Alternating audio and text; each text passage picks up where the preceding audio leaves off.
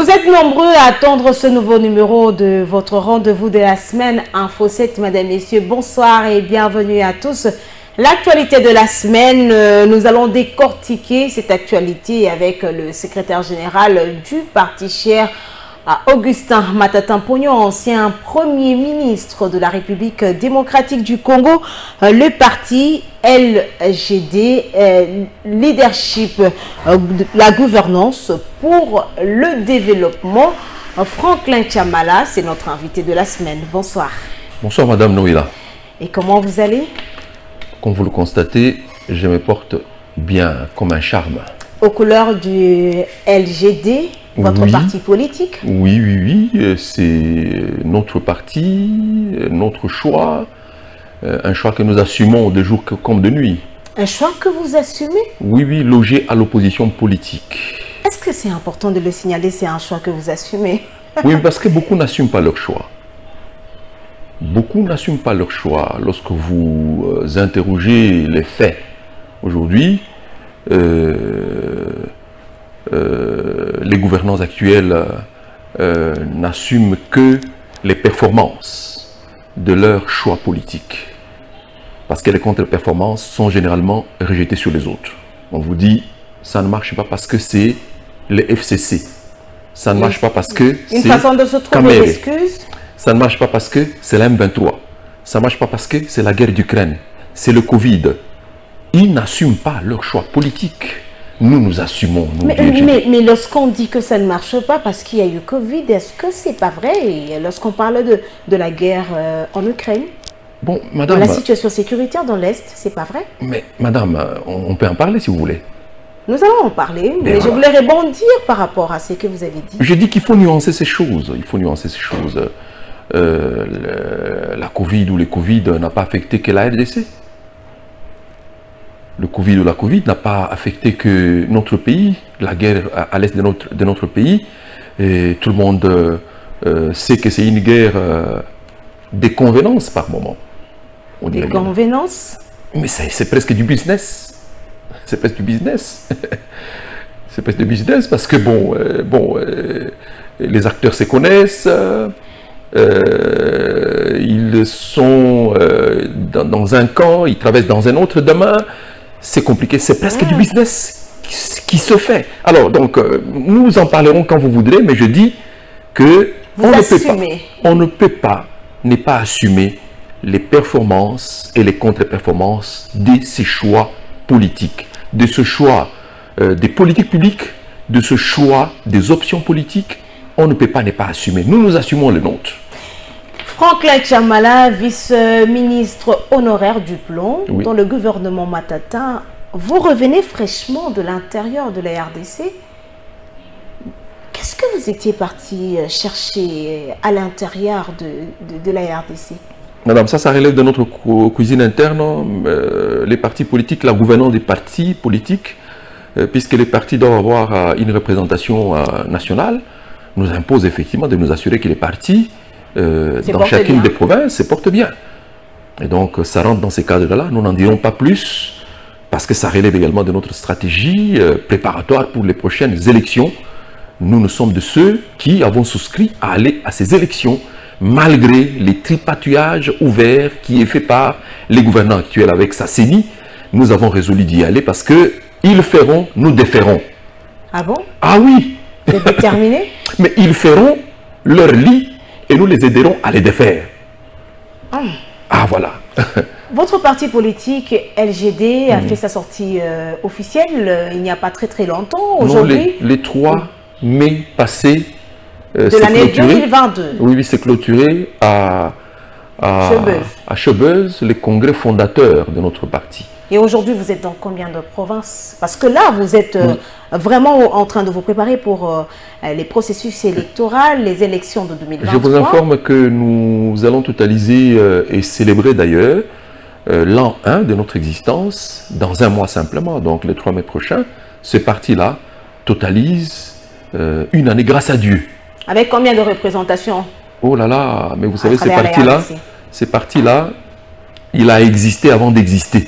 C'est-à-dire quoi? Mais ça veut dire que ceux qui animent ces partis-là, son animateur principal, son géniteur, celui autour de qui les partis le président national Matata Ponyo. Augustin Matata Ponyo, parce que c'est lui qui donne l'impulsion au parti, c'est lui dont le capital confiance a permis au parti de s'installer avec facilité, parce que ceux qui viennent en disant c'est le parti de l'homme qui incarne la stabilité des prix dans les pays, l'homme du cadre macroéconomique, l'homme de la stabilité du cadre macroéconomique. C'est l'homme du cadre macroéconomique, oui, mais donc, un peu douté lorsque vous parlez de la stabilité. Hein, non, mais la stabilité des prix, tout le monde sait. La stabilité de taux d'échange a un visage dans ce pays. C'est le visage de Matata. Et donc, il ne faut pas se gêner. Vous êtes installé dans combien de provinces? Je dis, madame, vous le vérifierez, vous verrez bien. Nous ne sommes pas qu'à Kinshasa, parcourez les pays, Sud Kivu, Nord Kivu, à l'ouest ici, Kasaï oriental. Kasaï oriental. On a même, à l'occasion de la marche... Vous voulez nous dire que c'est dans les 26 provinces? Pas encore dans les 26. Mais je dis, dans plus ou moins 80% des provinces, les partis politiques LGD est là. Je dis en moins d'une année. Et quelle était cette stratégie-là qui vous a permis de vous installer autant? Mais je dis que plus les géniteurs du parti, c'est lui dont le parti est sorti du sein, Matata Ponyo Mapon, c'est celui qui a prêté son capital confiance au parti qu'il a créé. Aussitôt que le monde entier a appris que les géniteurs du parti étaient Matata, mais les jeunes, les femmes, les hommes sont venus d'eux-mêmes. Ils sont venus d'eux-mêmes en sachant que c'est là où se trouve le salut.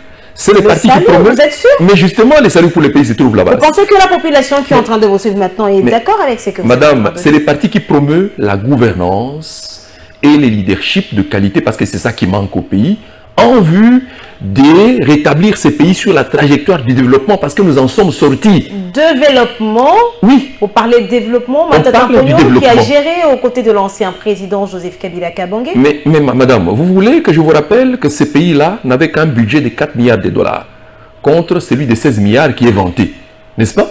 Il y avait 4 milliards de dollars, on a fait Transco, Congo Airways, on a fait Esprit de Vie, on a fait les infrastructures que vous voyez dans le pays là, et qui sont déjà à l'abandon, les routes, les boulevards à Lumumba. Avec tout ce que Sicomine a pu relever, le rapport de l'IGF. Madame, je dis Sicomine, vous voulez en parler? Nous allons en parler parce moi, que je ne défends pas Sicomine. Le pays ici avait-il le choix? Avait-on le choix? Ce pays a failli imploser il y a quelques années, parce que c'est la gouvernance des mines qui nous a conduit à Sam City. J'ai dit la gouvernance de nos mines qui nous a conduit à Sam City. Et pour sortir du Sam City, nous en sommes sortis avec un code minier imposé par les partenaires. Est-ce que vous savez qu'aujourd'hui, la guerre du M23, c'est une guerre qui est menée simplement autour de l'exploitation de nos ressources minières? Ça, c'est connu. Est-ce que vous savez que le Rwanda, aujourd'hui, qui ne produit pas les mines, est consacré par les puissances occidentales comme étant les régulateurs dans la répartition aux puissances occidentales des richesses qui sont pillées chez nous? En RDC, ça c'est connu. Vous les savez donc? Et donc les mines, c'est ça qui fait que nous soyons en insécurité aujourd'hui dans notre pays. Maintenant, lorsque vous dites Sicomine, mais Sicomine nous a permis d'avoir les infrastructures que nous n'avions pas avant. Oui, c'est bien avoir ces infrastructures, mais à quel prix, c'est ça? Les populations aujourd'hui inquiètent la population. Oui, madame. C'est qui a même conduit à la révisitation de ce contrat, d'ailleurs. Mais il est possible que ce contrat ait été mal négocié. J'ai dit, il est possible. Il est possible. Mais il a permis au pays d'avoir les ressources que ce pays n'avait jamais eues avant. Et la qualité de ces ressources? Mais je dis, c'est pour ça que ce contrat a prévu la clause de sa révisitation, mais intelligemment. Vous comprenez? Intelligemment. Parce que, qu'est-ce que l'on donne en contrepartie de Sicomine? Oui, le gouvernement actuel propose quoi? Depuis qu'il est là, depuis 4 ans. Il a offert quoi aux Congolais? La gratuité de l'enseignement, financée par quoi? La gratuité de la maternité, financée par quoi? Hein? L'Allemagne d'Afrique, par quelle magie? Mais aujourd'hui, quand même, la gratuité a produit des fruits, non? Madame, vous avez des enfants qui vont à l'école? Moi, j'ai des enfants dans les écoles catholiques, dans les écoles conventionnées protestantes. Cette affaire-là, c'est un rêve. C'est utopique. La gratuité, c'est un rêve. Mais nous payons, nous les parents. Nous payons. J'ai dit, nous payons. On parle de la gratuité de l'enseignement des Madame, bases. les parents payent. Et vous payez combien? Nous payons, madame. J'ai dit, les parents payent. Nous payons. Je voudrais que vous fassiez un sondage dans la ville et que vous me montriez un parent, même les ministres de l'enseignement, primaire et secondaire, poser la question s'il ne paye pas. Parce qu'il avait des enfants il n'y a pas longtemps au Sacré-Cœur. Le ministre Tony Mwamba. Le ministre, il avait des enfants au Sacré-Cœur. Et donc, nous payons, madame. J'ai dit, moi je suis parent, je paye. La gratuité là, c'est un mensonge. Un mensonge comme on aime les véhiculer. Mais pourquoi il n'y a que le LGD qui conteste cela? J'ai parce que nous, plusieurs personnes sur ce plateau ici. Madame, nous jugeons, nous jugeons les faits. Madame, nous jugeons les faits. Est-ce que c'est parce que vous êtes dans les parents payent, nous payons. Interrogez les parents qui ont les enfants à l'école, dans les écoles privées comme dans les écoles conventionnées, nous payons. C'est nous qui payons, nous les parents. La gratuité, elle existe. Mais dites-nous qu'est-ce que vous payez. Mais madame... Dites-nous ce que vous payez, le paquet de ce que vous payez, le frais, madame, la fourniture. C'est que nous payons par année pour la prise en charge des frais dans les écoles. Oui, dites-nous, parce qu'on parle de la gratuité, madame, on voit les LGD. Moi, je paye dans les écoles où mes enfants étudient, je paye. Combien vous payez? En tout cas, pas moins de $300 l'an. Je dis pas moins de $300 dans les écoles conventionnées. Je préfère ne pas vous citer ces écoles-là, mais nous payons. Vous n'avez qu'à faire votre enquête. Je vous défie, madame, nous payons. Donc cette gratuité-là que l'on vante, elle a été précipitée et improvisée. Elle n'a pas été planifiée parce que les développements se planifient. Elle n'a pas été planifiée et résultat des courses, elle ne marche pas. Les parents continuent à payer comme avant. Les parents continuent à payer comme avant. Mais que dire de ces parents-là qui sont passés dans des propos recueillis, affirmant qu'on ne paye plus? Moi, j'avais 4 enfants. D'ailleurs, même dans les réseaux sociaux, on a une vidéo qui circule, un parent qui témoignait pour dire que j'avais 4 enfants, hier, je pouvais débourser de l'argent. Aujourd'hui, ces enfants partent à l'école et je ne débourse pas des fonds. Madame, je vous défie de nous donner les noms de l'école où cette dame a inscrit ses enfants et où on ne perçoit pas l'argent. Je vous défie de me montrer cette école-là, parce que nous payons, madame. Je suis père d'enfants, je suis grand-père, moi que vous voyez. Vous voyez donc. Vous payez. J'ai dit que je paye. La gratuité n'existe pas. Fantoche. Fantoche. Elle a été mal mise en œuvre, elle n'a pas été planifiée, elle a été improvisée. Improvisée, et le résultat des courses. C'est une disposition de la Constitution. Mais justement, ce n'est pas parce qu'elle figure dans la Constitution qu'elle appelait une mise en œuvre hasardeuse.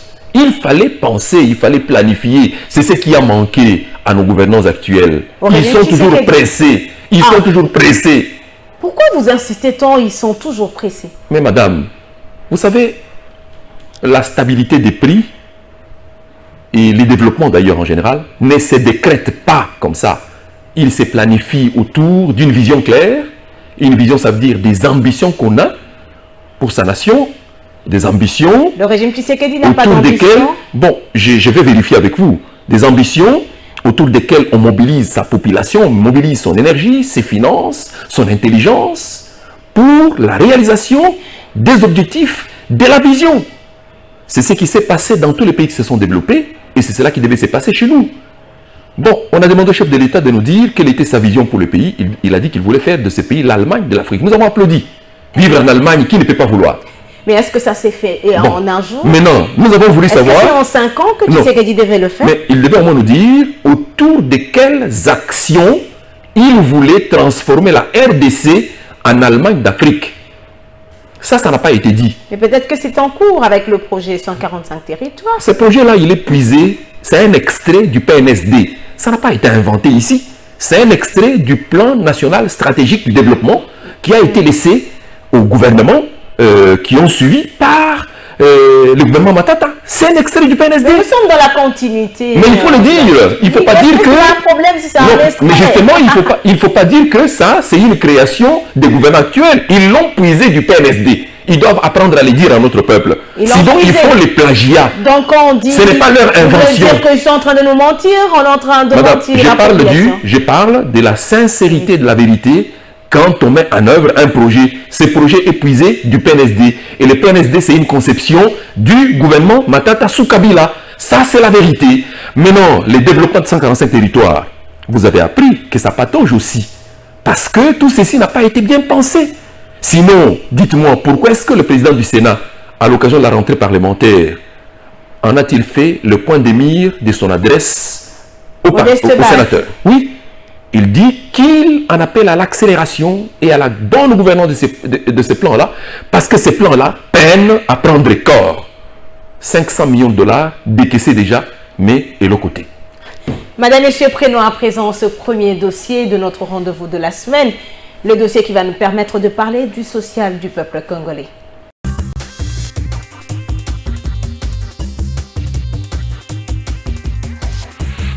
Nous avons commencé par examiner la situation économique au niveau international. Et à ce sujet, il a été évoqué la publication le 17 mars du rapport de l'OCDE, c'est l'Organisation de coopération et de développement économique, sur les perspectives économiques mondiales. Et ce rapport signale que les conséquences de la guerre en Ukraine vont continuer à impacter sur l'économie mondiale, notamment sur la croissance économique, mais aussi sur la formation des prix dans les secteurs de l'énergie et des produits céréaliers. Ce même rapport indique que le taux de croissance mondial va s'établir à 2,6% pour l'exercice 2023. Toujours au niveau international, l'on note que les prix des principaux produits miniers ont baissé, sauf pour le cobalt, l'or et l'argent. Également, le prix du pétrole a baissé, alors que les prix des produits céréaliers ont augmenté à l'exception du prix du maïs. Au deuxième point, nous avons évalué la situation économique au niveau national et à cet effet, deux événements marquants ont été soulignés. Le premier événement, c'était le lancement, ou la présentation plutôt, du rapport de performance 2022 et des perspectives 2023 pour les régies financières par le ministère des Finances. Ce rapport indique que la République démocratique du Congo, l'économie congolaise, a réalisé une croissance de 8,5% en 2022, ce qui place la RDC parmi les meilleurs pays performants en Afrique, en glissement annuel, et à 9,7% projeté à fin exercice, tel que retenu par la mission préparatoire de la 4e revue du programme économique du gouvernement soutenu par le Fonds monétaire international.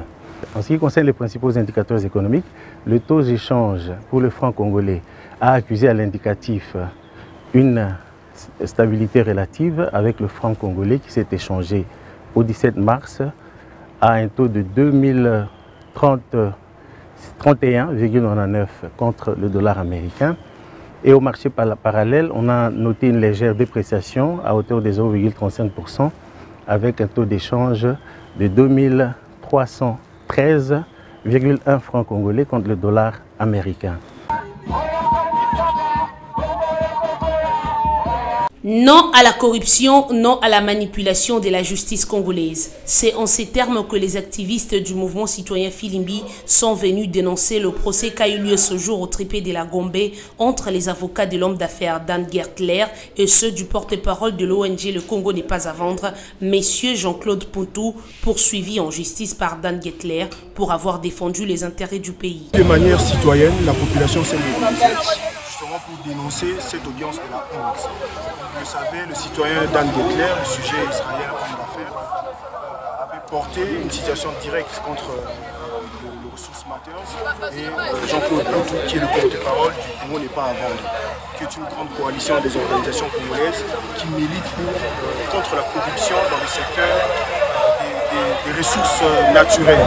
Alors nous sommes mobilisés aujourd'hui pour attirer l'attention de nos juges, de nos magistrats et surtout du procureur pour dire que le peuple congolais en a marre des intimidations. On ne peut pas accepter qu'un monsieur qui depuis plusieurs années gagne 200 000 $ par jour dessus des royalties qu'il détient de manière farfelue. Mais en tout cas ça, c'est du peuple congolais, puisse utiliser notre justice comme moyen d'intimidation contre les acteurs de la société civile et des organisations de la société civile qui militent contre la corruption. C'est comme ça que les Congolais aujourd'hui, les mouvements citoyens Filimbi se mobilisent justement pour dire halte à ces intimidations, laisser le peuple congolais défendre leurs intérêts, laisser le peuple congolais défendre leurs droits. Des mèches avec d'autres acteurs de la société civile congolaise, le coordonnateur du mouvement citoyen Filimbi Mino Bopomi alerte depuis plus d'un an l'opinion publique que l'accord entre le groupe Ventura et les gouvernements de la RDC n'est pas favorable pour la population congolaise. Et cet accord, comme nous l'avions dit, nous pensons totalement déséquilibré. Nous avons mis en avant nos critiques, nous avons mis en avant nos recommandations, que malheureusement le gouvernement n'a pas su suivre depuis aujourd'hui une année.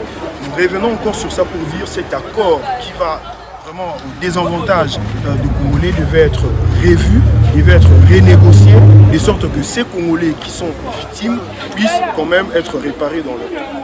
Ces activistes de Filimbi réitèrent leur engagement de poursuivre avec ce combat pour contribuer à l'éradication de la corruption et la récupération des biens mal acquis en RDC. Nous sommes en plein mois dédié à la femme à travers le monde et nos réflexions ont été axées sur la nécessité de pouvoir promouvoir le droit de la femme salariée ici en République démocratique du Congo. Et aujourd'hui, tel que vous venez de le voir, nous avons déposé une proposition de loi modifiant et complétant le code du travail en vigueur en République démocratique du Congo, spécialement dans son article 130 alinéa 2, pour pouvoir intégrer le droit à la totalité de la rémunération due à la femme salariée qui prend son congé de maternité selon la loi ici en République démocratique du Congo. C'est l'essence du texte que nous venons de déposer au bureau et nous pensons que ce texte devra bénéficier d'un soutien d'une large majorité de femmes qui travaillent ici en République démocratique du Congo afin de pouvoir bénéficier de la totalité de la rémunération qui leur sont dues pendant qu'elles prennent leur congé de maternité. C'est un peu le sens de cette modification, car actuellement avec le code en vigueur, elles n'ont droit qu'à percevoir environ 66% de leurs revenus lorsqu'elles sont appelées à accomplir leur mission sociale de donner vie pour peupler le sol congolais tel que nous le déclarons chaque jour dans notre hymne national. Les avantages, c'est de pouvoir changer un peu notre perception par rapport à la maternité ici en République démocratique du Congo.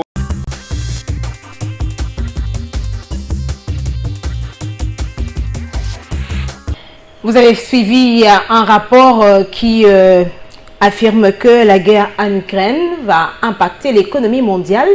Donc, nous pouvons dire que c'est à tort que le LGD accuse le régime de Tshisekedi. Madame, l'économie ne ment jamais. Parce qu'en fait, les données économiques sont des données qui puisent dans les statistiques. Et les statistiques chez nous sont des statistiques qui sont manipulées par la Banque centrale du Congo, l'institution publique, et l'INS, l'Institut national de la statistique. Et ces statistiques-là nous démontrent effectivement la tendance actuelle de la gouvernance de notre pays, s'agissant de la gouvernance des finances publiques, la gouvernance budgétaire et donc la gouvernance monétaire de notre pays. Les statistiques que nous manipulons, que tous les intellectuels manipulent, je suppose que ces statistiques sont à la disposition du gouvernement qui vient de rendre compte de sa réunion conjoncture économique, axée sur l'examen de la conjoncture économique internationale et nationale. Ces statistiques-là nous démontrent qu'entre 2019, date d'entrée en fonction de Tshisekedi, le président Tshilombo, et 2022, le taux d'inflation moyen sur les 4 ans est de 9,7%, près de 10%, le taux moyen. Ces statistiques-là nous renseignent que le taux de croissance moyen entre 2022 et 2019, les 4 ans, le taux de croissance moyen, c'est autour de 5,7%, donc un taux qui n'est pas susceptible d'impacter la vie des Congolais. Ces statistiques nous démontrent également que le taux de variation de la parité entre notre monnaie et les monnaies étrangères s'est déprécié de 23% en 4 ans. J'ai dit les 4 ans de gouvernance du président Tshisekedi. C'est indépendamment de la bonne volonté du régime Tshisekedi qui subit merci, les effets de l'extérieur. Justement, ils ne peuvent pas que subir. Le gouvernement n'a pas vocation de subir.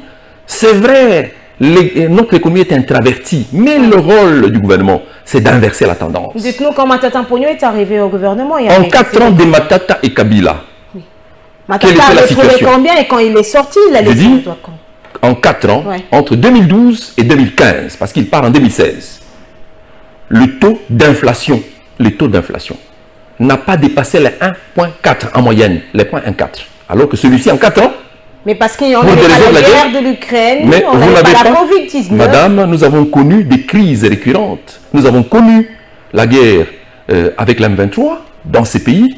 Nous avons connu Mais c'était sur avec quelle ampleur? les marchés internationaux, Avec quelle ampleur? madame, nous avons connu sur les marchés internationaux une baisse forte des cours de nos matières premières. On a connu, mais on a gouverné et les résultats étaient là. Le taux d'inflation n'avait pas dépassé les 1,4 en moyenne sur les 4 ans. Vous avez parlé de la guerre dans l'Est avec le M23. Madame, mais laissez-moi c'est quelle continuer. ampleur? Je vais continuer. Allez-y.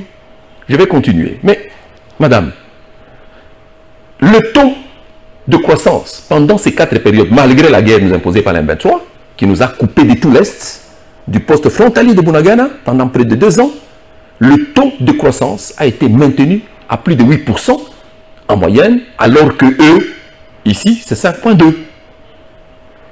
Le taux de dépréciation de notre monnaie n'a pas franchi les 1% pendant les 4 ans. Ils sont à moins 23%. Ce sont les statistiques de la Banque centrale et de l'IMS qui sont les institutions publiques qui mettent ces données à notre disposition. La vocation du gouvernement, à travers ses politiques économiques, est de donner au peuple le bien-être. Bien-être, ça veut dire faire en sorte que le pouvoir d'achat de ce peuple soit préservé, à défaut de l'augmenter. C'est ça les combats du gouvernement au quotidien. Le gouvernement n'a pas vocation de nous dire non en Ukraine. Non, non, non. Ils doivent inverser, parce qu'ils ont tous les moyens. Et d'ailleurs, à la fin, il nous dit, voici les recettes de l'État ont commis une augmentation, suivant les rapports reçus, des régies financières. Mais ces recettes de l'État, quand elles connaissent l'augmentation, comment elles sont allouées aux différentes rubriques du budget? Les 70% des recettes de l'État vont au financement, en fait, au financement des dépenses de fonctionnement et des rémunérations des institutions politiques.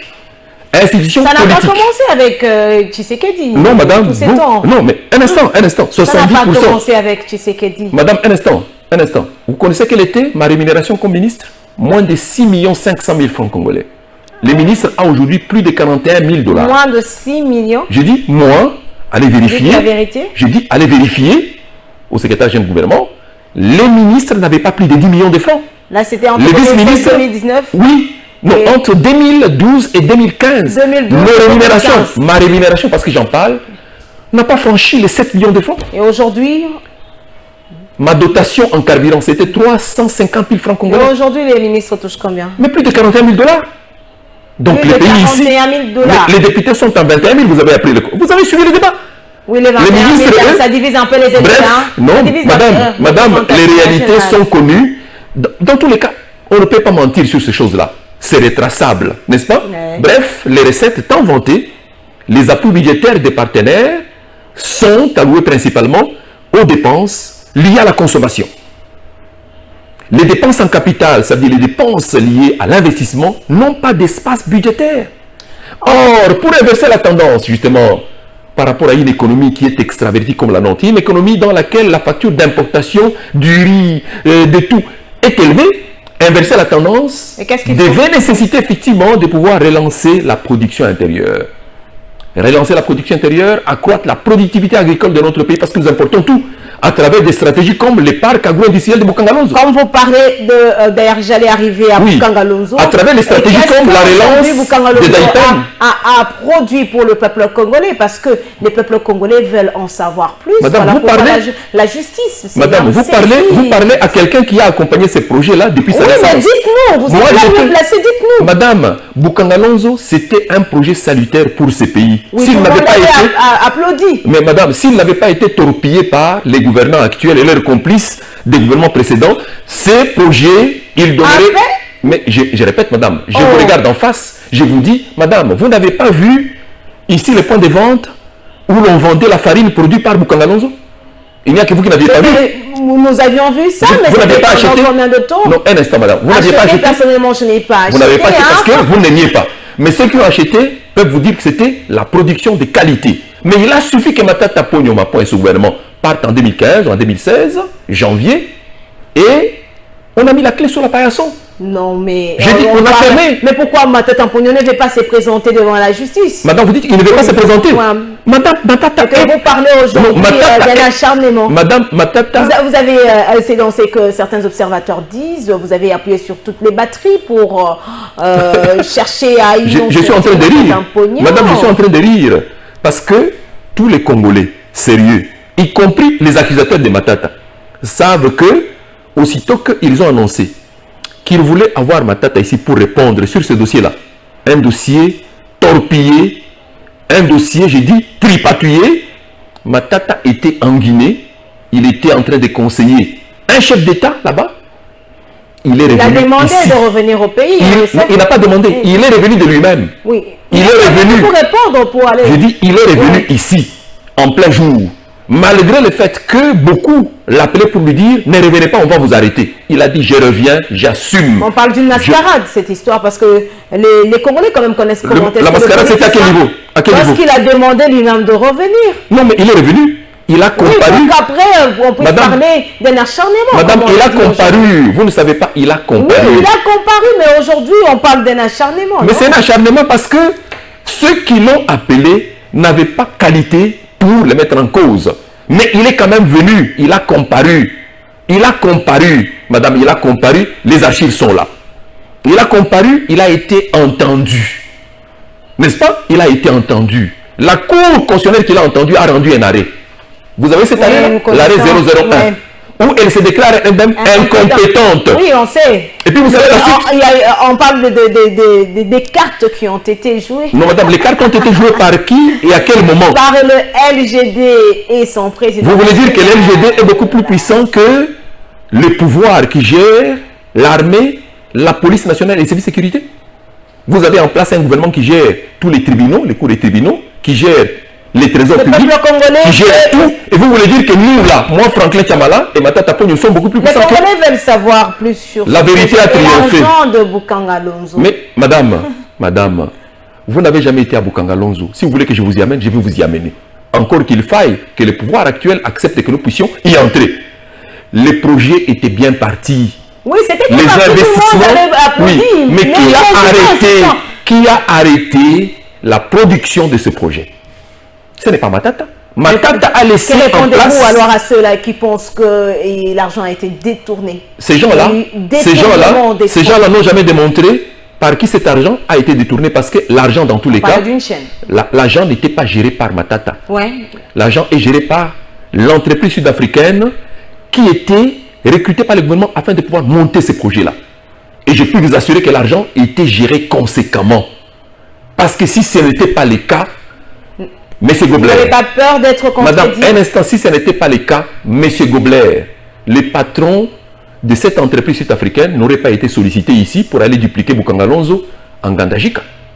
On a dupliqué Bukanga Lonzo. Madame, je vous dis à haute voix, si effectivement il y avait eu malgouvernance, M. Gobler, le Sud-Africain, qui a initié ces projets-là, n'aurait pas été sollicité par le gouvernement actuel pour aller dupliquer ces mêmes projets en Ngandajika. La même personne... Madame, vous ne m'entendez pas? Je parle en français. Je vais le dire. Est-ce que je peux le dire en français? Est-ce que vous dites seulement parce que vous êtes dans l'opposition? Vous voulez démontrer aujourd'hui que vous connaissez... Est-ce que vous connaissez Eliezer Tamboué? Le député national. Il est de quel côté? Union sacrée. Mais Eliezer a été envoyé en mission d'enquête par Mbosso, en mission d'enquête à Bukanga Lonzo. Et le rapport d'Eliezer existe. Eliezer est allé sur place parce que Bukanga Lonzo était en train d'être relancé par le gouvernement.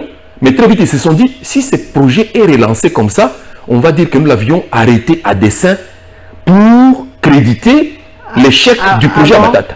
Oui, justement, on a trouvé... Le gouvernement actuel. Madame, laissez-moi vous donner les faits. Allez-y, allez-y. Eliezer et les autres qui sont allés, qui sont des députés aujourd'hui logés uniquement à l'Union sacrée, y compris Chéribin Okende, qui vient de quitter le gouvernement, étaient scandalisés de constater que Bukanga Lonzo était presque à l'abandon. Les maïs plantés, mais abandonnés parce qu'on ne voulait pas dire la vérité là-dessus. Est-ce que vous savez qu'il y a... Parce qu'on ne voulait pas dire la vérité. Mais justement parce que lorsqu'on relance... C'est parce que les choses n'ont pas été... Non, madame. C'est le gouvernement actuel qui a relancé. Oui. Ils ont relancé. mais se rendant compte que, effectivement, la production de Boukangalonzo allait contredire les prétendus rapports de l'IGF. Ils ont donné l'ordre pour que les maïs soient abandonnés là-bas. Ah, ils ont donné l'ordre. Mais je vous dis la vérité, je suis en train de vous parler, je suis un ancien ministre. Mais madame, je suis un ancien ministre. Oui, un ministre. Accordez-moi la confiance. Ils ont donné l'ordre et les députés qui sont allés étaient scandalisés de constater que les maïs étaient abandonnés et que les maïs pourrissaient là. Madame, un instant, madame. Est-ce que vous savez qu'à Boukangalonzo, il y a aujourd'hui une station de production d'électricité qui a été construite sur place pour alimenter et le parc et la province de Kwango? Cette station n'a jamais été mise en activité parce que, encore une fois, on va dire, si on électrifie Kwango grâce à cette station, on dira, les gens diront, voici les œuvres de Matak. Vous voyez. Madame, monsieur, prenons à présent le deuxième dossier de notre rendez-vous de la semaine et on se retrouve juste après.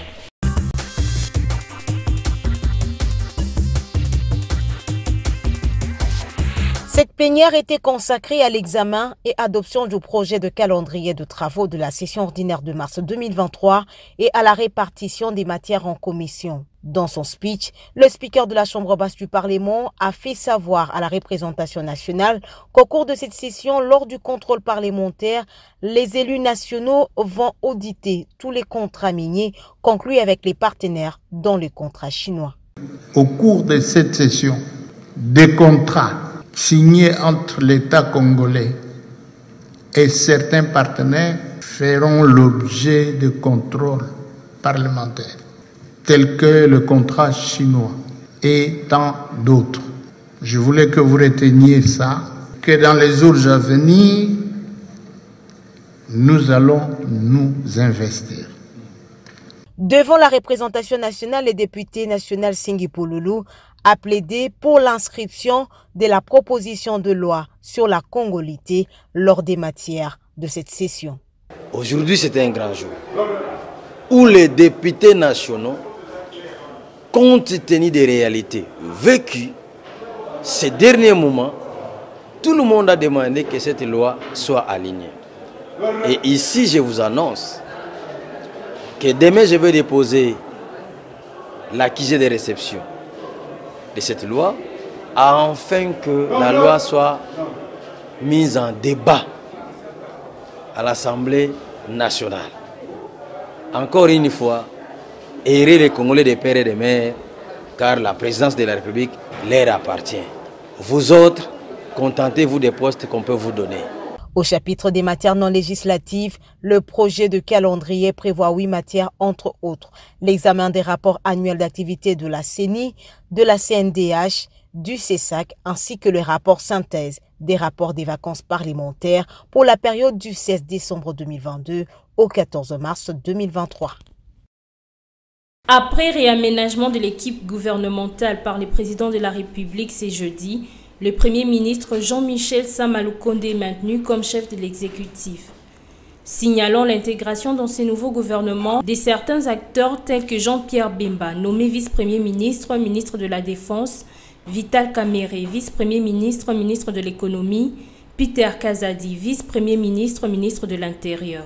Antipas Boussagnamoussi est aussi nommé ministre d'État d'intégration nationale. Comme il fallait s'y attendre, plusieurs figures ont été éjectées. Il s'agit de Daniel Asselo, remplacé par Peter Kazadi, Jean-Jacques Bungani de la Santé est remplacé par Roger Kamba, Modero Tsimba remplacé au tourisme par Didier Mazenga, Serge Konde des Sports par François Kabulo, Gisèle Ndaya remplacé au genre par Mireille Massangu et Désiré Nzinga de l'agriculture par José Panda. Parmi ceux qui restent, il y a Christophe Lutundu, la vice-premier ministre des Affaires étrangères, Jean-Pierre Liaou, vice-premier ministre de la fonction publique, F. Bazaïba, ministre d'État de l'Environnement et Conservation de la Nature, Rose Mutombo, ministre d'État de la Justice et Garde de Sceaux, Puis Moabilou, ministre d'État de l'Habitat, et François Roubota, ministre d'État du Développement rural.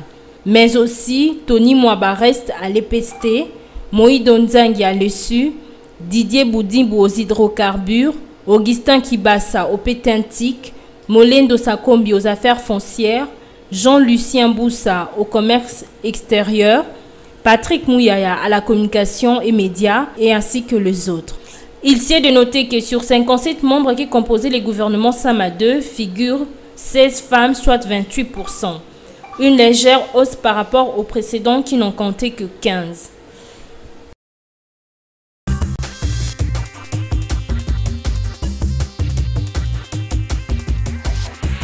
Déjà, la Cour constitutionnelle avait dit que Matata Ponyo, ancien Premier ministre, ne pouvait pas être jugé. Et maintenant qu'il y a une instance qui peut le juger, et si Matata Ponyo estime qu'il n'a rien dit, parce que jusqu'à aujourd'hui, il continue à clamer son innocence dans l'affaire Bukanga Lunzo, mais s'il aime ces pays, pourquoi il n'accepte pas seulement? Non, mais dites-nous, l'instance qui doit les juger là, c'est laquelle? C'est laquelle? Parce qu'au terme de la Constitution et de la loi, le Premier ministre jusqu'aujourd'hui n'a pas de juge. L'ancien Premier ministre. Oui, oui. Bon, mais vous voulez qu'il viole? Non, il peut aussi demander qu'on puisse mettre en place cette disposition. S'il avait accepté de rentrer dans ce pays... Il n'est pas violateur de la Constitution. Il ne peut pas violer sa Constitution pour vous faire plaisir, madame. Vous comprenez? Matata se conforme à la Constitution. Si effectivement le régime actuel veut effectivement donner un juge pénal aux anciens premiers ministres, ils n'ont qu'à modifier la Constitution. Ils n'ont qu'à le faire. Ils n'ont qu'à le faire. C'est à eux qu'il appartient de le faire. Mais ne créez pas l'arbitraire. Dans ce pays, un Premier ministre ne peut pas répondre de ses actes. Non, aujourd'hui, la Constitution dit que que la Constitution. Voilà. Oui.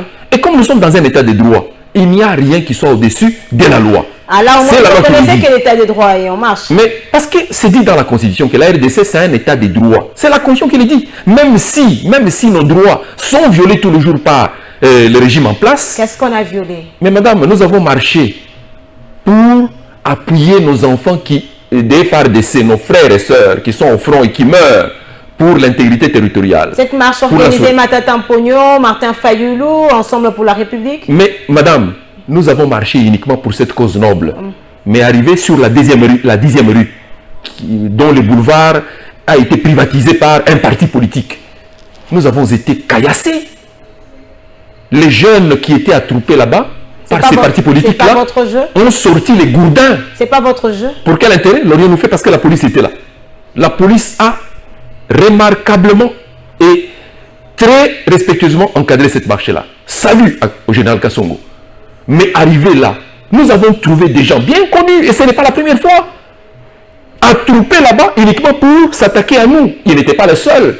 Parce que sur l'avenue Université, il y avait une autre milice d'un député national connu dans cette ville. Une milice d'un député national. Armée des gourdins, un député national. Nous avons d'ailleurs commencé à documenter un dossier en prévision d'une plainte que nous allons déposer contre lui. Parce qu'ils étaient ces députés-là. Contre lui, je dis, équipés en machette et gourdins uniquement pour en finir avec nous. Parce que nous marchions pour les pays. Vous avez des images? Madame, mais ça m'étonne que vous ne soyez pas au courant, vous les journalistes. Parce que les images ont été captées. Nous avons vu les images de ces gens avec machette. On a vu au moins quelques militants, entre guillemets, qu'on ne sait pas nous, en notre niveau identifié, parce que dans le camp du parti au pouvoir, on rejette cela. On parle d'une... Vous avez déjà vu les partis au pouvoir... Comme ça s'est passé sous le règne de Joseph Kabila Kabore. Madame, le mal reste un mal, même si tout le monde le commet. C'est pourquoi je dis que vous avez les images de ces députés. Madame, les images existent. Les militants... Les images existent des gens armés à machette qui sont venus pour en finir avec nous, même au stade humain.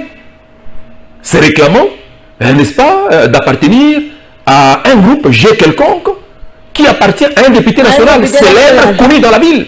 Donc il y a des milices même dans la ville. Madame, n'aviez-vous pas vu à travers les images une milice en train de s'entraîner à Kingabwa, là-bas, à côté de la résidence de l'ancien président de l'UDPS qui est en prison aujourd'hui? Vous n'aviez pas vu ça? Parlez de Jean-Marc Kabou Dakabo. Est-ce que vous n'aviez pas vu cette milice-là en plein jour en train de le faire? Ça vous étonne qu'il y en ait d'autres? Madame, non, nous sommes dans ces pays et nous connaissons de quoi il en est. Mais je dis, pendant ce temps, s'agissant de Matata Ponyo Mapon,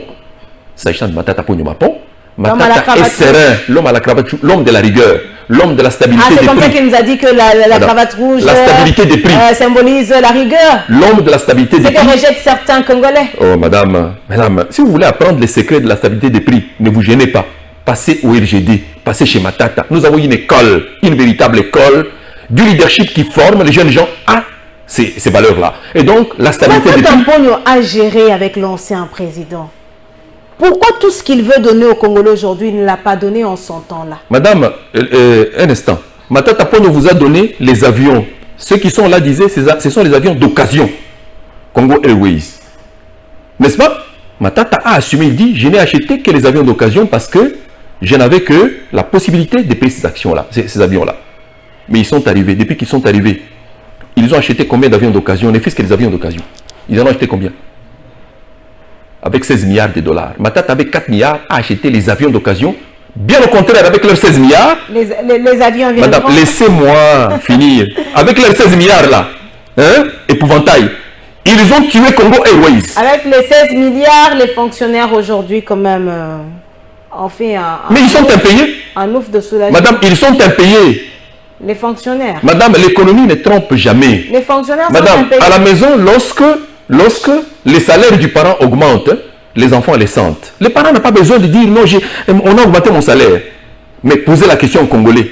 Si les Congolais sentent l'impact des 16 milliards qui sont vantés par les régimes. Mais certains applaudissent, non? Mais ils madame... non, je parle des fonctionnaires au moins. Madame. Il y a certains qui touchaient 150 000, aujourd'hui sont à 300 000. Qui madame, ce qui compte, ce n'est pas les salaires nominaux, c'est les pouvoirs d'achat. Les pouvoirs d'achat. 300 000 francs congolais, grevés d'une inflation forte que je vous ai décrit ici, ont quel pouvoir d'achat?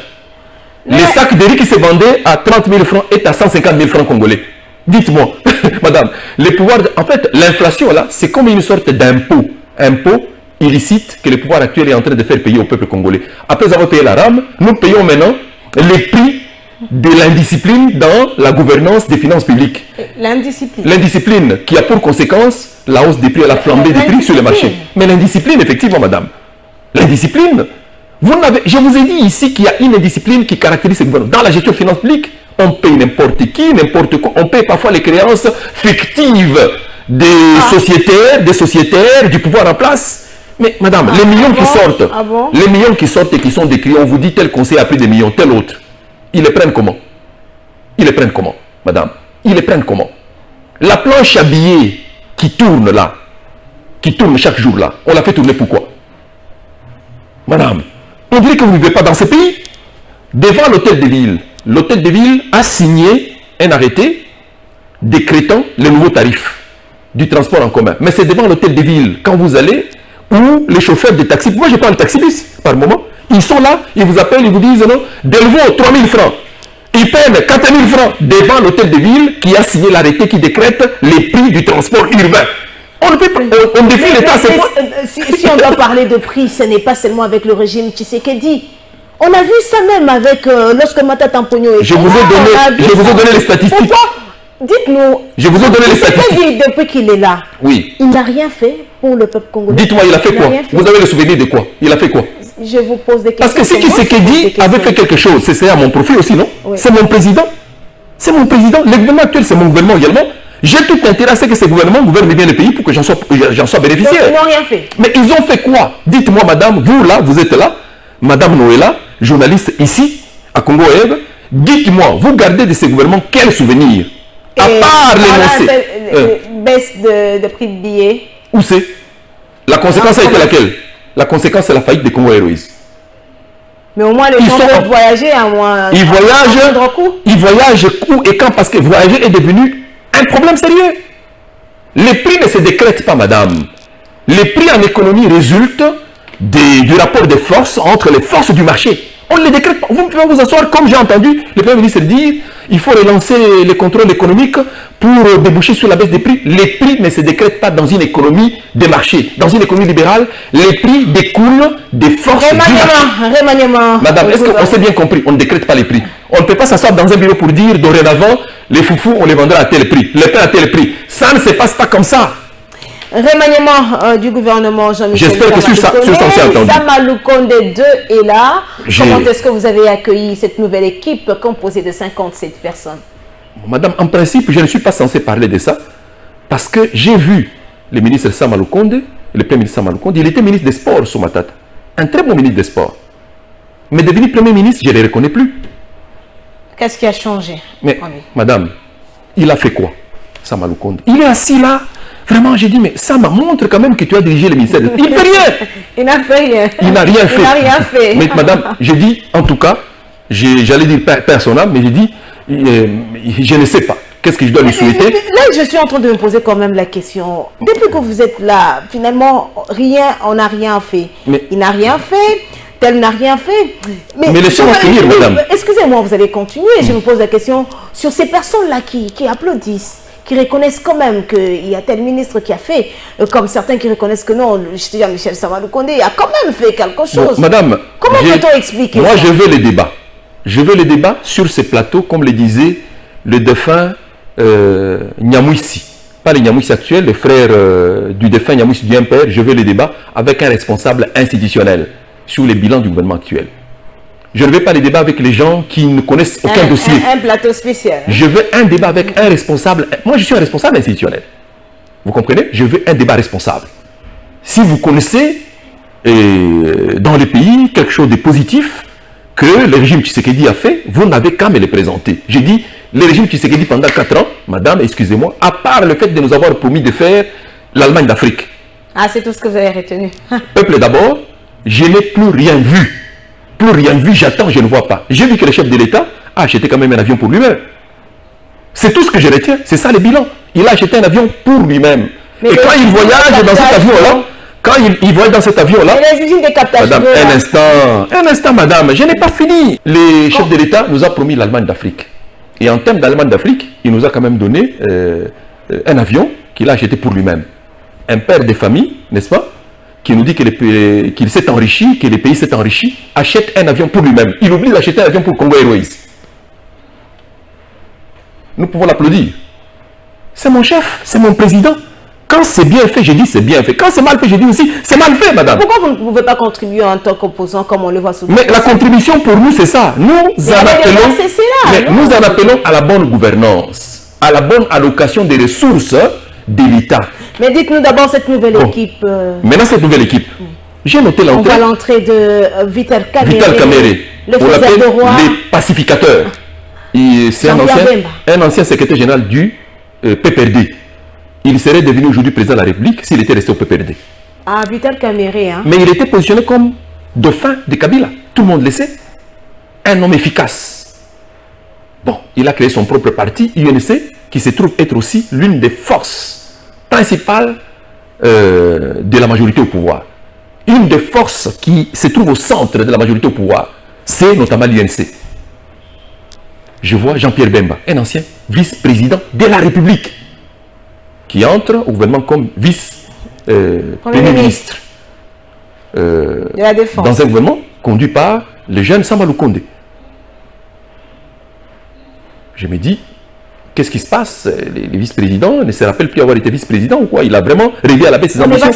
Candidat président de la République. Je comprends, je comprends. Ils veulent servir le pays. Mais il y a des jeunes dans leur parti qui pouvaient être positionnés à ces postes-là. Pourquoi simplement eux? Pourquoi simplement Kamerhe? Ça ne ressemble pas à son étoffe. Ça ne ressemble pas à Kamerhe? Non, parce qu'il y a des jeunes qui pouvaient être positionnés là-bas. Protocolairement, en tout cas, Kamerhe, ce n'est pas ça son rang. Mais tant mieux, il est entré là. Nous sommes presque à 6 mois ou à 7 mois de la fin du règne du régime actuel. Nous sommes à 7 mois. Les élections de 2023. Ah voilà. Et quels sont les défis qui attendent les ministères de l'Intérieur, la Défense et de l'Économie? Bon, moi je note qu'un jeune comme Peter Kazadi qui prend l'Intérieur. Mais il mérite bien d'aller là. C'est son parti qui est au pouvoir. Il mérite bien, c'est un élu de la ville de Kinshasa, il mérite bien. Et Kamerhe aussi, c'est un allié. Mais protocolairement, est-ce que protocolairement, vous savez que Peter Kazadi a préséance sur Kamerhe et Vital Kamerhe? Vital Kamerhe et Jean-Pierre Bemba. Peter Kazadi a préséance sur les deux. Est-ce que vous le savez? Vous avez vu l'ordonnance? Alors j'ai dit, ils sont quand même dans une position inconfortable. Politiquement, on aurait bien voulu les voir jouer un autre rôle. Parce que nous arrivons à la fin de ces mandats. Ces mandats, les mandats de Tshisekedi, dont le bilan n'est pas défendable. Alors, ils entrent dedans pour partager avec lui son passif. Ils seront face à nous aux prochaines élections. Bon, est-ce qu'ils sont prêts à accepter les élections transparentes, crédibles face à nous? Ils sont prêts à accepter que nous puissions revisiter, n'est-ce pas, tout le processus électoral pour mettre en place un processus crédible afin de donner à ces pays pour une fois des institutions animées par des hommes élus, des hommes et femmes de bonne envergure, des meilleurs enfants de ces pays. Est-ce qu'ils sont prêts? Parce que les saluts de ces pays face à Kagame, c'est ça. Kagame se moque de nous quand ils voient les stades des martyrs dans cet état, l'inspection de la FIFA conclut que ce stade-là n'est pas fréquentable. Vous allez dire encore, c'est à cause de la guerre de l'Ukraine. C'est la guerre de l'Ukraine qui nous a empêché de nous donner les toilettes là-bas. Hein? C'est la guerre de l'Ukraine qui nous a... C'est la M23 qui est venue nous dire ici de ne pas bien construire les stades. Nous allons revenir sur la situation. La mauvaise gouvernance, madame. La situation sécuritaire, mais aussi les élections. Hein, madame, la mauvaise gouvernance. Nous permettre de parler des élections en République démocratique. Madame, laissez-moi d'abord conclure. La mauvaise gouvernance. C'est cela que nous décrivons. Et les LGD, qu'avec Tshisekedi, le peuple congolais sait que les gâchis actuels ont atteint des proportions jamais connues dans ce pays. Parce que la mauvaise gouvernance, on en parle même depuis que vous étiez madame, aussi au pouvoir. Je voudrais vous dire, madame. Vice-ministre du plan et Matata Ponyo était Premier ministre. Et on parlait toujours de la mauvaise gouvernance. Madame, la mauvaise gouvernance aujourd'hui, le peuple congolais sait qu'elle a atteint des proportions jamais connues dans ces pays. Je suis allé au Congo. Vous pensez que vous êtes encore crédible aux yeux du peuple congolais? Mais madame, Matata Ponyo. Vous êtes encore crédible? Madame, nous avons marché du rond-point Gaba, jusqu'au stade du 20 mai. Nous avons reçu des projectiles que devant les partis que vous connaissez, les partis au pouvoir. Est-ce qu'il fallait des projectiles? Surtout les parcours. Le peuple ne voulait pas de vous? Surtout les parcours. Le peuple s'est plaigné de la hausse des prix. Vous avez entendu les mamans chanter devant les chefs de l'État au palais du peuple, Dollar et Kitae, et Dollar et Kitae. Ils se souvenaient de qui? De l'homme de la stabilité. Vous êtes sûr? La stabilité. Vous êtes sûr qu'ils se souvenaient de Mais parce que dans ces pays, on a connu 4 ans de stabilité et de taux de change.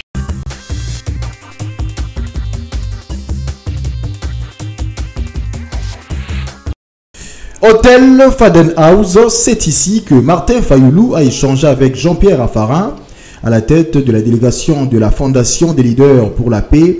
L'ancien Premier ministre français est venu notamment s'imprégner de la situation sécuritaire qui sévit dans l'est de la RDC. Ici, le secrétaire général de l'ECID fait la restitution de cette rencontre. Le président élu a fait savoir à cette association internationale des leaders pour la paix, présidée par le Premier ministre honoraire Jean-Pierre Raffarin, que le Congo attend de la communauté internationale un accompagnement pour relever 3 défis majeurs. Le premier, c'est l'imposition de la paix. Comme vous le savez, la RDC est un pays aujourd'hui agressé par l'armée de Paul Kagame. Nous avons besoin que la communauté internationale constitue une brigade spéciale comme dans les temps de la MONUSCO qui a un mandat robuste pour imposer la paix. Deuxième défi, la communauté internationale, selon les présidents élus, doit aider la RDC à organiser les élections transparentes. Le président de l'ECID a également signifié à ses hôtes que si les élections ne sont pas organisées dans les délais, il ne sera pas non plus question d'accorder même une seconde au régime en place, nous rapporte Devoski Togo. Le président élu était catégorique avec la délégation qu'il a reçue. Pour lui, le 23 janvier 2024 à minuit, le mandat de M. Antoine Félix Tshilombo prend fin. Et si le 23 décembre, j'insiste, il n'y a pas élection, M. Antoine Félix Tshilombo doit partir au 24 janvier 2024. Ici, il est noté que cette délégation se trouve à Kinshasa en vue d'échanger avec différents acteurs en quête d'une paix durable en RDC. Nous estimons que nous organisons les élections parce que le pays existe. Le pays est sous menace et nous sommes agressés et sous menace de la balkanisation. C'est comme ça que nous estimons que la priorité ne devrait pas être les élections. La priorité devrait être la question sécuritaire. Parce que si on ne fait pas ça, comment on va prendre ceux qui vont rester de l'autre côté? Parce que je l'ai dit, la carte que nous obtenons n'est pas seulement la carte d'électeur, mais aussi la carte d'identité. Dès lors que nous allons oublier, ignorer cette partie de l'Est du pays, c'est-à-dire nous consacrerons la balkanisation. Par conséquent, ce peuple-là ne nous pardonnera jamais du fait qu'on n'a pas compati avec ce peuple pendant les moments les plus difficiles. Dans le passé, il n'y a pas eu des élections sans l'Est, pas du tout. Il y a eu les élections sans Beni, Butembo et Yumbi. C'était les coupeurs de route, ce n'est pas les groupes armés qui avaient sémé les terrains. La terreur de ce côté-là, c'est qui avait fait que la CENI, après avoir enrôlé, ne pouvait pas déployer les machines pour les élections. En ce qui concerne la situation actuelle, n'est pas comparée avec la situation de 2018 parce que maintenant, là, on n'a même pas enrôlé. Et aussi, le Rwanda est parti de la protection de la tribu minoritaire, qui serait les Tutsis, vers la récupération des espaces, comme on a dit qui mettent en cause la conférence de Berlin. Moi, je pense que c'est à ce titre-là, ils peuvent ne pas me comprendre aujourd'hui, ils me comprendront plus tard parce que la révolution ne commence pas par un groupe, toujours par un individu. Nous sommes presque dans la même situation que l'Ukraine. L'Ukraine, le président est presque fait mandat. Personne, même pas un opposant qui parle. Alors qu'en Ukraine, c'est aussi un coin de l'Ukraine qui subit des atrocités de ce qui se passe aujourd'hui avec la Russie. Jamais personne qui parle de ça. C'est comme si la France agressait, la France parlera des élections. C'est comme si les États-Unis agressaient, parleraient des élections. Je pense que c'est le manque de patriotisme qui fait que les gens puissent brandir la question électorale comme s'ils sont sûrs de les gagner. Conformément à son calendrier, la CENI a démarré le traitement des données statistiques pour détecter le cas des doublons, le cas d'enfants et les photos des photos, en vue de les supprimer pour avoir un fichier électoral consolidé et fiable. À l'issue de cette visite de travail à l'interne, le numéro 1 de la CENI a expliqué la pertinence de cette opération. Nous sommes dans cette salle où les équipes qui sont là ne s'occupent que du dédoublonnage. Nous avions dit que les gens peuvent s'enrôler autant de fois qu'ils veulent, mais à un certain moment, nous allons, à partir d'une technologie très avancée, détecter les enfants, détecter les photos des photos et détecter un certain nombre de problèmes qui se posent. Et sur cette base-là, nous faisons l'adjudication. Il y a des cas de rejet et il y a des cas qui sont confirmés. Mais ici, dans les images, il y a des enfants qu'on utilise, on leur prend des photos pour gonfler le nombre des lecteurs dans une entité donnée. Je répète, ça ne passera pas. Il y a toute une technologie que la CENI a développée au fil des années et elle va s'améliorant. Nous ne pourrons pas laisser passer cela. Pour rappel, l'opération du toilettage du fichier électoral a été programmée dans le calendrier électoral à l'intervalle du mi-avril et mi-mai, c'est-à-dire du 15 avril au 14 mai 2023.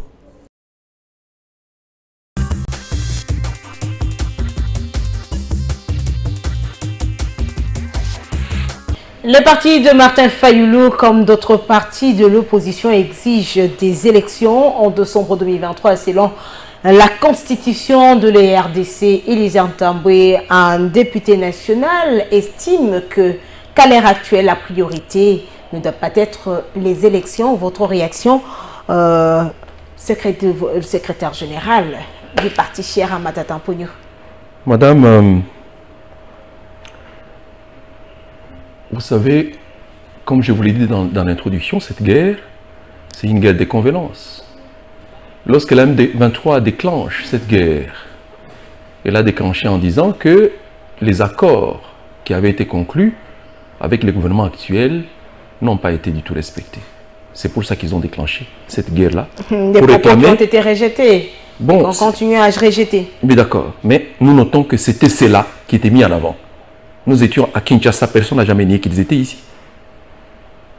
Kabila et Matata les ont chassés pour les renvoyer d'où ils étaient venus. Ceux qui sont au pouvoir sont allés les chercher pour les amener à Kinshasa. Ah, c'est le régime Tshisekedi. Pour leur promettre des choses. Vous aurez, mettez-vous de notre côté. Ils n'ont pas pu réaliser le moment venu.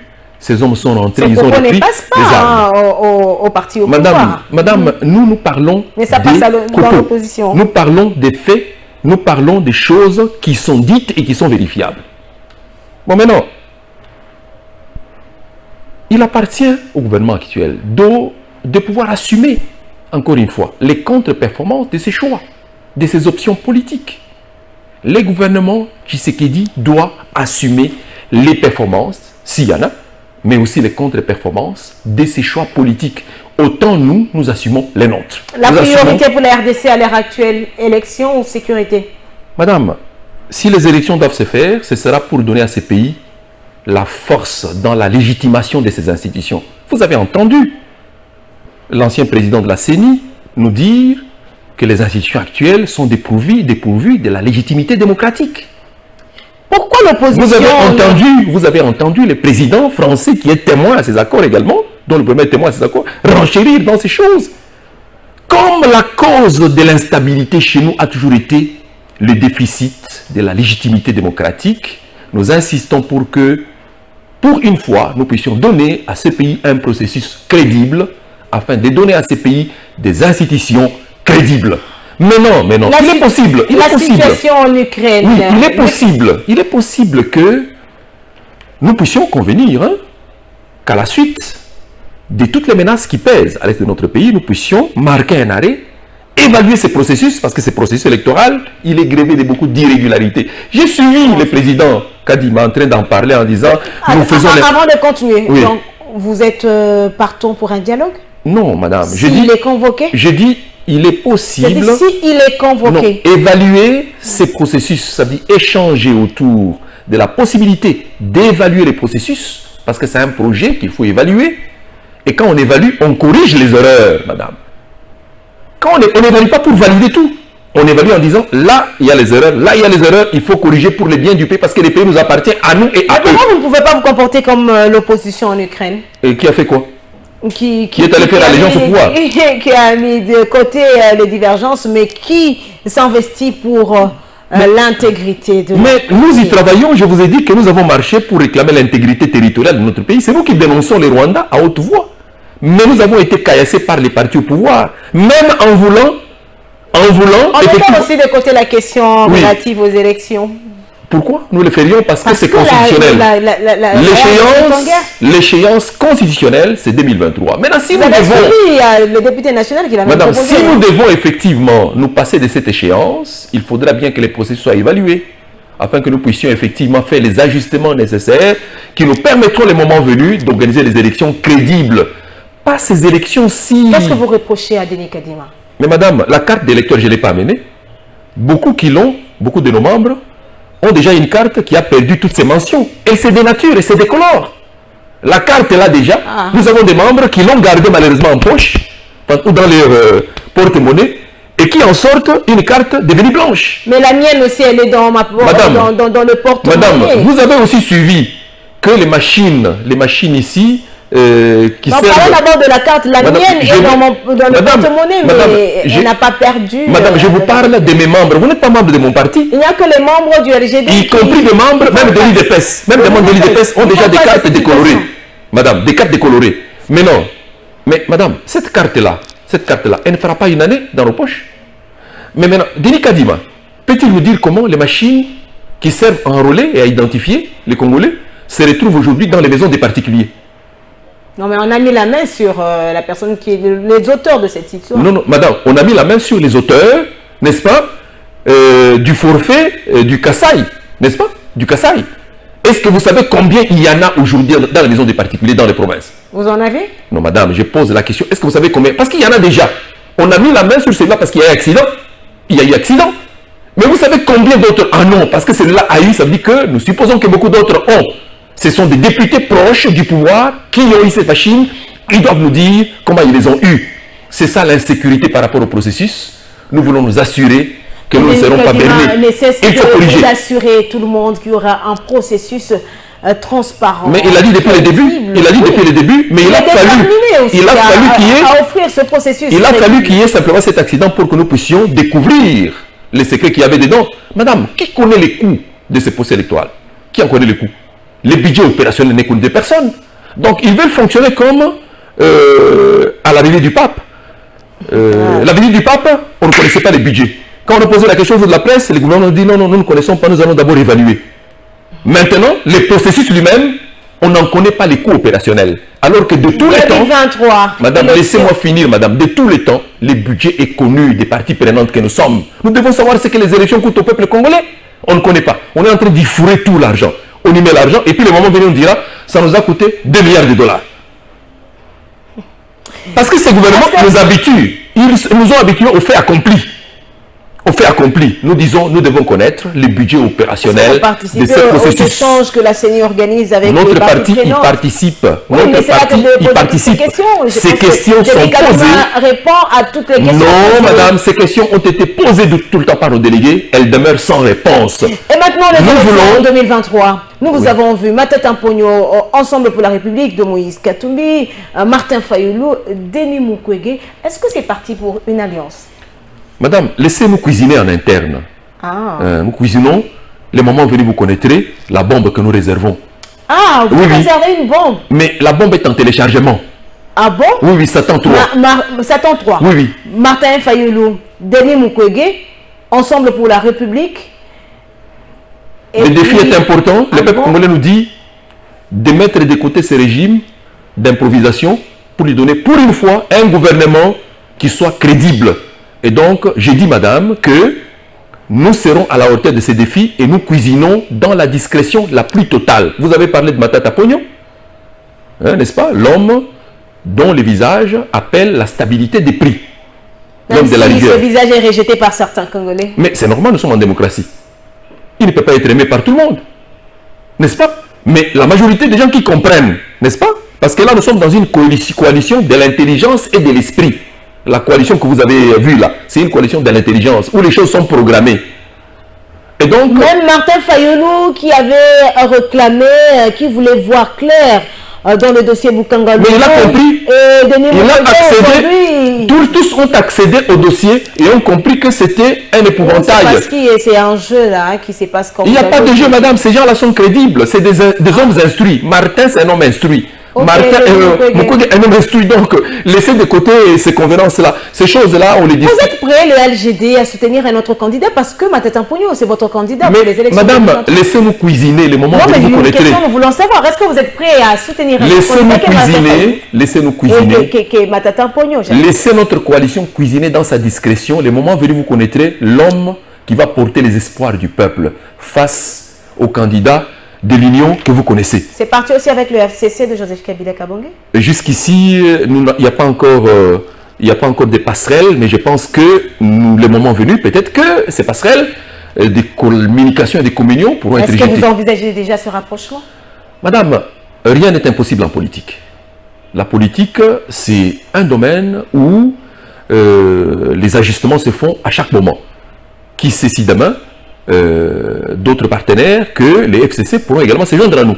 Pour le moment, nous sommes Martin Fayoulou, l'homme à la cravate rouge, Denis Mukwege et l'homme du troisième penalty qui donne des sueurs. C'est lui que vous avez rejeté lorsqu'il a quitté. Qui donne des sueurs. Votre parti. Il donne des sueurs froides au camp de l'Union sacrée. Oui, c'est lui que vous avez aussi rejeté quand il a claqué la porte à Joseph Kabila. Autre temps, autre mœurs, madame. Non, vous vous rappelez quand même qu'il a claqué la porte à Joseph Kabila. Mais je me rappelle, mais ça, c'est conjugué déjà au passé.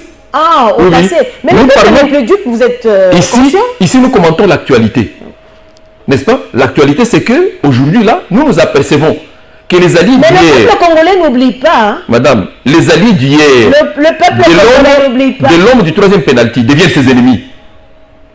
Pourquoi il a fait hier aussi, l'homme du troisième penalty était votre ennemi lorsque vous étiez avec Joseph Kabila Kabange. Mais justement, c'était de bonnes guerres. C'était de bonnes guerres. Ah, de bonnes guerres. Oui, à l'époque. Mais j'ai dit ceci, nous sommes dans l'actualité, madame. L'actualité, vous avez dit l'actualité du mois ou de la semaine. Moi, je suis légaliste, je reste dans l'actualité du mois ou de la semaine. Le jour où vous voudrez que nous puissions faire la rétrospective de l'année, ou de 10 ans. Ça n'empêche pas qu'on pose des questions lorsqu'on voit ce rapprochement, parce que la population congolaise n'est plus dupe. Hein. Ça veut dire que vous nous dites que vous voulez insinuer que le régime Tshisekedi est en train de copier le régime Kabila. C'est ça que vous insinuez? On dirait que ça vient de vous. Hein. Non, c'est ce que vous insinuez, parce que vous dites, vous là, de Kabila, vous aviez fait. Maintenant, quand Tshisekedi le fait, pourquoi vous contestez? Ça veut dire que vous insinuez que le régime actuel est en train de copier l'homme de l'université du silence. Ils doivent le copier également dans sa capacité à pouvoir observer les silences par rapport aux dossiers importants de l'État. S'ils veulent le copier en tout. Vous voyez? Et donc je dis, pour le moment, madame, il y a des dossiers qui ne valent pas la peine. Oh non, congolité, non, allons aux élections.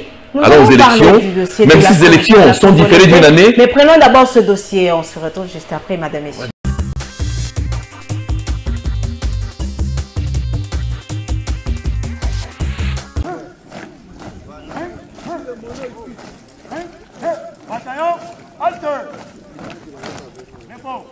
C'est une journée spéciale pour le centre d'entraînement des troupes de parachutistes commando qui vient de dévoiler les secrets de la première étape consacrée aux démonstrations au sol.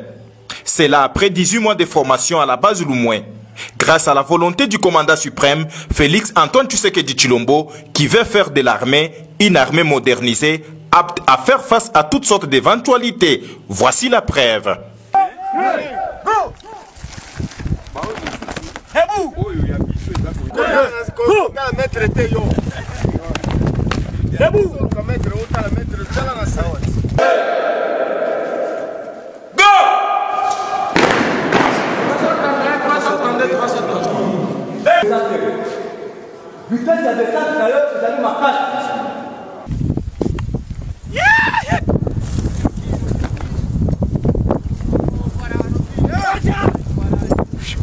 Aïwa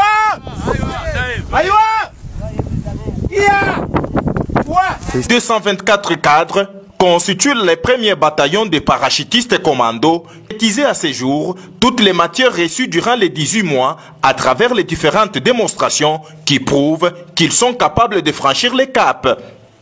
La deuxième étape qui reste à franchir sera consacrée aux démonstrations au vol. Que ces 824 éléments sont formés par les instructeurs congolais avec à la tête le colonel Dem et Siko Monga Tony.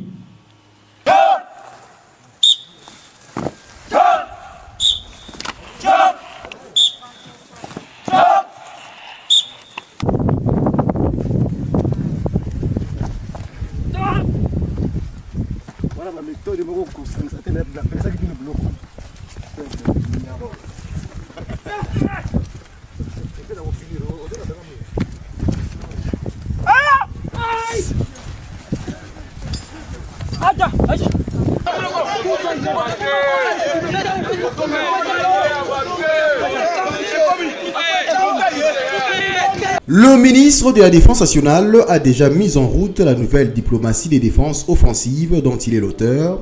Ces activités à haute intensité entrent en droit fil de la mise en œuvre de la nouvelle politique de défense nationale congolaise. Ainsi, tour à tour, 3 ambassadeurs des pays amis, un attaché de défense, ainsi que le représentant spécial adjoint du secrétaire général des Nations Unies pour la protection des opérations ont franchi le bureau du docteur Gilbert Kabanda. Le premier à être reçu, l'ambassadeur de l'Italie, Alberto Petrangeli. On a échangé sur la nouvelle politique de défense de la RDC, en particulier sur les façons pour renouer les liens de coopération militaire entre l'Italie et la RDC, comme dans le passé. Et puis c'était le tour de l'ambassadeur du Brésil, Roberto Parente. Ensuite, l'attaché des défenses du Soudan du Sud a présenté au ministre de la Défense nationale les difficultés d'ordre logistique ainsi que les formalités administratives à accomplir concernant les contingents sud-soudanais pour sa mise en place à l'est du pays dans le cadre de la force régionale de l'EAC. Avec l'ambassadeur tchèque, les deux personnalités ont évoqué les opportunités qu'offre ce pays dans ses expertises de l'industrie militaire et les armements à fournir selon les besoins de l'armée congolaise. Quant à lui, le représentant spécial adjoint du secrétaire général des Nations Unies pour la protection des opérations a planché avec le ministre de la Défense nationale sur le dernier développement des relations entre la MONUSCO et les FARDC. Nous avons eu un entretien extrêmement productif avec son Excellence le ministre de la Défense et des anciens combattants. C'est toujours dans le cadre des consultations régulières entre la MONUSCO et les autorités congolaises et en tant que responsable de la protection des civils et des opérations de la MONUSCO, nous avons donc passé en revue le niveau de coopération. Le patron de la Défense nationale a au finish échangé avec un collectif des chefs coutumiers. Vous êtes sans ignorer que ça fait plus de 20 ans que le pays est attaqué par les ennemis de la paix. C'est pourquoi nous sommes venus voir son Excellence Monsieur le Premier ministre, son Excellence Monsieur le ministre de la Défense nationale. Nous sommes là pour l'encourager, l'accompagner. Par ailleurs, le ministre de la Défense nationale a été encouragé à poursuivre ses efforts de la refondation des FARDC. Après l'échec du cessez-le-feu entre le FARDC et les M23, le chef de l'État Félix Antoine Tshilombo Tshisekedi s'est rendu en Angola pour rencontrer son homologue angolais. Cette visite qui intervient après que le Parlement angolais ait voté à l'unanimité les déploiements d'environ 500 soldats à l'est de la RDC. Le ministre d'État et chef de la maison militaire, Francisco Furtado, a donné le compte rendu de cette réunion qui s'est tenue en huis clos. Ce contingent ne sera déplacé que lorsque les conditions nécessaires auront été réunies dans les zones de cantonnement. Aujourd'hui, une délégation du dispositif ad hoc, comprenant notamment des officiers de l'état-major général des forces armées, effectue une visite dans les zones prévues pour confirmer ces conditions. L'Angola joue un rôle de médiateur dans ce conflit, mais sur le terrain, les violations répétées du cessez-le-feu par l'armée rwandaise et le M23 compliquent la situation. Pour Francisco Furtado, toutes les parties doivent s'engager pour la paix. Le gouvernement de la République démocratique du Congo reste préoccupé par le fait que nous avons besoin des engagements de toutes les parties, à savoir le gouvernement de la République démocratique du Congo, le Rwanda et le M23, en vue du respect de la cessation des hostilités.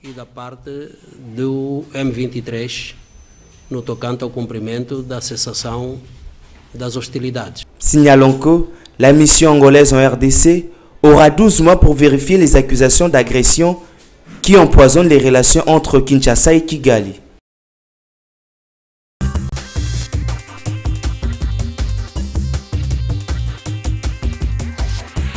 Quel est le regard du LGD face à la loi, la proposition de loi Tchani? Madame, c'est une loi conflictogène. Notre pays n'en a pas besoin en ce moment. En tout cas, pourquoi la RDC ne peut-elle pas verrouiller aussi certains postes comme c'est le cas dans d'autres pays? Notre constitution a déjà assez verrouillé l'accès aux postes d'animateurs institutionnels de notre pays. Nous n'avons pas besoin d'en rajouter. Le pays a déjà assez de problèmes, n'en rajoutons pas du tout. Et donc, je dis, vous avez la même position que les gens de Ensemble. Hein? Je ne sais pas, je ne connais pas leur position, mais ça c'est mon opinion à moi en tant que parce que vous êtes désormais allié, donc vous avez... Je ne serais pas allié à l'Ensemble que j'aurais réagi de la même manière. C'est une loi conflictogène pour rien. Pour rien parce que, mais dis-moi, ceux qui pillent les ressources publiques sont les Congolais des pères et des mères, non? Ceux qui ont mis le stade des martyrs dans cet état où il est, n'est-ce pas? Ceux qui lui ont fait écoper les sanctions sont les Congolais des pères et des mères, n'est-ce pas? Ceux qui font des dépassements budgétaires dans les institutions ici, tous les jours, ceux qui entretiennent l'indiscipline dans la gouvernance des finances publiques, c'est les Congolais des pères et des mères, n'est-ce pas? Et donc voilà, donc j'ai dit, cette affaire-là, laissons de côté. Nous avons besoin d'une culture politique qui puisse nous inculquer la gouvernance de qualité et le leadership de qualité en vue de restaurer notre pays sur la trajectoire du développement. L'LGD en appelle à ça. Un point très. Pourquoi Matata Mponyo est parti et n'a pas laissé des paracommandos? Madame, mais ceux qui ont chassé... Un instant, madame. Ceux qui ont chassé la M23 en 2012, en 2013, là, ils étaient venus d'où? Ils sont partis aussi après que les M23 sont aussi partis. Parce qu'aujourd'hui, on parle du retour de paracommandos. Non, mais madame, cette armée ici, elle était en reconstitution sous Kabila. Elle était devenue l'une des plus puissantes de l'Afrique. Oui, ça c'est connu avant. Non. Et après, ils ont presque disparu aujourd'hui. Non, ils n'ont pas disparu. Pourquoi on parle du retour? C'est l'armée, c'est une armée dont on ne s'occupait presque plus. Depuis le départ de Kabila, on ne s'en est plus occupé. Depuis le départ de Kabila. Exactement, on ne s'en est plus occupé, j'affirme. Il a fallu que cette guerre arrive pour qu'on s'en souvienne. Mais la formation de nos unités... Tshisekedi est venu en 2019. Exactement. Mais Kabila est parti. Et en son temps-là, on ne parlait plus de paracommando. Madame, vous avez vérifié ce que vous dites? Notre armée ici, c'était devenu l'une de celles qui faisait Trump. Les Rwandais n'entraient plus chez nous comme ils entrent maintenant. Quand vous arrivez à Goma, il y avait au Mont Goma, sur le Mont Goma, un arsenal militaire de dissuasion contre les Rwandais. On ne parlait plus, il n'y avait plus de guerre, mais aucun pays n'avait le courage de parler du Rwanda comme agresseur de la RDC, comme c'est le cas aujourd'hui. Vous connaissez le général où le pays, oui, il est mort au front. Au front, n'est-ce pas? Il conduisait des unités importantes des commandos congolais. Vous connaissez le jeune colonel Mamadou qui est mort là? Un commando bien formé à la tête des grandes unités des commandos congolais. Je dis, les Congolais sont toujours bien formés. C'est la gouvernance militaire qui a fait défaut depuis le départ de Kabila. Si aujourd'hui, on peut s'en souvenir et commencer à renforcer... on ne parle pas du Rwanda comme agresseur de la RDC, comme c'est le cas aujourd'hui. Reconnaissez quand même la diplomatie de Félix Tshisekedi. Mais madame, vous avez entendu toutes les puissances reconnaître que le Rwanda est là. Mais aucune d'elles n'ose condamner. Le Rwandais, aujourd'hui, le Rwanda est consacré au niveau international comme régulateur de la répartition des richesses qui sont pillées chez nous. Oui. Chez nous. Nous l'avons suivi. Exactement. Mais dites-moi, madame, ces puissances de l'EAC qui viennent, vous pensez qu'ils viennent pour nous? Pour notre bien? Pour qui? C'est des gens qui viennent chacun pour chercher sa part du gâteau. Et que faut-il faire alors, dès lors que nous avons vu dans la rue, pour soutenir la solution? La solution, c'est effectivement donner de la force aux forces armées de la RDC pour que ces derniers jouent leur mission, jouent et remplissent leur mission régalienne. Vous reconnaissez avoir quand même laissé une armée infiltrée, non? Madame, un instant, vous parlez de quelle armée infiltrée? L'armée qui a chassé l'M23? L'armée qui a chassé l'M23 en 2012, 2013 est infiltrée? Mais pourquoi? Madame, l'infiltration, ça veut dire les espions dans le domaine sécuritaire. Le contre-espionnage existe. C'est pour ça généralement que quand on attrape un espion, comme on a attrapé Manga Chuchu, on ne fait pas du bruit. Madame, on ne fait pas du bruit sur les espions. Et dites-nous... Madame, un instant. Est-ce que vous savez que généralement, stratégiquement, du point de vue sécuritaire, quand on a attrapé un espion, on n'est pas obligé de faire du bruit. Parce que stratégiquement, on peut le rémunérer mieux que son mandat pour le retourner contre son mandat. C'est tout, c'est clair. Mais quand on fait du bruit, on le fait pour avoir quoi? On le fait pour avoir quoi? Dire quoi? Mais vous dites, nous avons attrapé l'espion, on a attrapé, et après? Vous êtes fâché parce que sous Kabila, fâché sur l'immeuble intelligent? Madame, vous pensez que sous Kabila, il n'y avait pas dans ces pays les espions attrapés? Maintenant, revenons à l'immeuble intelligent. Oui, l'immeuble intelligent. Oui, il y avait quoi? Qu'est-ce qui s'est passé? Il y a quoi? Il y a quoi dans l'immeuble intelligent? Tampognon avait pris l'argent chez ce député. Madame, c'est quoi il a dit? Madame, les laboratoires des mensonges du parti au pouvoir. Mensonges du parti au pouvoir? Un instant, madame, laissez-moi faire. Laissez-moi dire et finir. Les laboratoires des mensonges du parti au pouvoir commencent à démontrer ses limites. Madame, l'immeuble intelligent est bâti là sur un terrain qui a été exproprié à la Caisse nationale de sécurité sociale, l'ancienne INSS. Mais pourquoi? L'argent qui a servi à bâtir cet immeuble, l'argent est retraçable comptablement dans les dépenses de l'État parce que cet argent a été effectivement supporté par le budget de l'État. Ce sont les ressources internes, ce ne sont pas les appuis budgétaires. Il y a plusieurs bâtiments qui ont été construits dans ces pays. Pourquoi seulement cibler l'immeuble intelligent? Un instant, madame. Je vous prie, madame, d'aller vérifier. La comptabilité existe. Les dépenses de l'État sont retraçables. Vous allez voir que ce sont les ressources propres de la République qui ont permis de construire cet immeuble.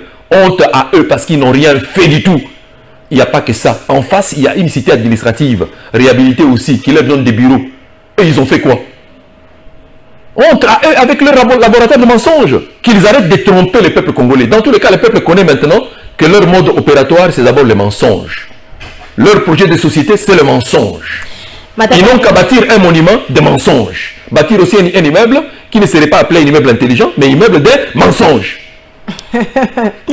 C'est complètement fini. Matata Mponyo a géré aux côtés de l'ancien président Joseph Kabila Kabange, que plusieurs estiment qu'il n'a plus rien à donner à ce pays. Matata Mponyo, candidat à président, qu'est-ce qu'il a encore de mieux à donner à la République démocratique du Congo? Madame, Matata assume. En quelques mots. Matata assume son choix. Il a gouverné avec Kabila pendant 4 ans.